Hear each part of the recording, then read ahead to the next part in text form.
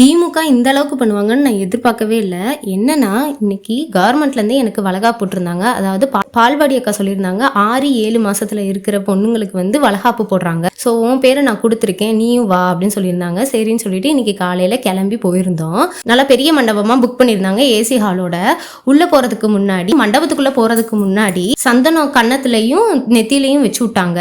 அப்புறம் வந்து நம்ம பேரு, அட்ரஸ், நம்ம ஃபோன் நம்பர் வாங்கிட்டு மாலை போறதுக்கு முன்னாடி டோக்கன் நம்பர் கொடுத்துருந்தாங்க. எனக்கு வந்து 69வது டோக்கன். உள்ள போன உடனே சுண்டல் கொடுத்தாங்க, அதுக்கப்புறம் பானகம் கொடுத்தாங்க. டாக்டர் வந்து அட்வைஸ் பண்ணிட்டு இருந்தாங்க. எம்எல்ஏ வந்துட்டு அவங்களோட ஸ்பீச்சை முடிச்சுட்டு, இந்த ஸ்பீச் எல்லாம் முடிக்கிறதுக்குள்ளே எனக்கு லைட்டா காலெல்லாம் வீங்க ஆரம்பிச்சிருச்சு. ஏன்னா நமக்கு ஒரு 3 மணி நேரமா தொங்க போட்டே உட்காந்துருந்தனால தாமலாம் அப்புறம் சில பொருட்கள் வச்சு அதுல மொய் கவர் வச்சு எம்எல்ஏ சார் வந்து என்ன பண்ணாங்கன்னா, எல்லாருக்குமே ஒவ்வொரு ஆளுக்கும் அவங்களா வந்து டிஸ்ட்ரிபியூட் பண்ணாங்க. அப்படியே முடிச்சக்கு அப்புறம் என்ன பண்ணாங்கன்னா, அப்படியே ஸ்ட்ரெயிட்டா வந்து சாப்பாடுக்கு போக சொல்லிட்டாங்க. 69th டோக்கன் அப்படி போறதுக்குள்ளயுமே என்ன ஆயிடுச்சுன்னா ஃபுல்லா ஆயிடுச்சு. அதுக்கப்புறம் கொஞ்சம் நேரம் வெயிட் பண்ணிட்டு அவங்களுக்குலாம் சாப்பாடு கிடையாது. 7 வகையான சாப்பாடு, எல்லா சாப்பாடுமே அவ்வளோ சூப்பரா இருந்துச்சு. உங்க ஏரியால இந்த மாதிரி வளகாப்பு நடத்தினாங்களா அப்படின்றத மறக்காம கமெண்ட் பண்ணுங்க. ஓகே, நெக்ஸ்ட் வீடியோல பார்க்கலாம். பாய்.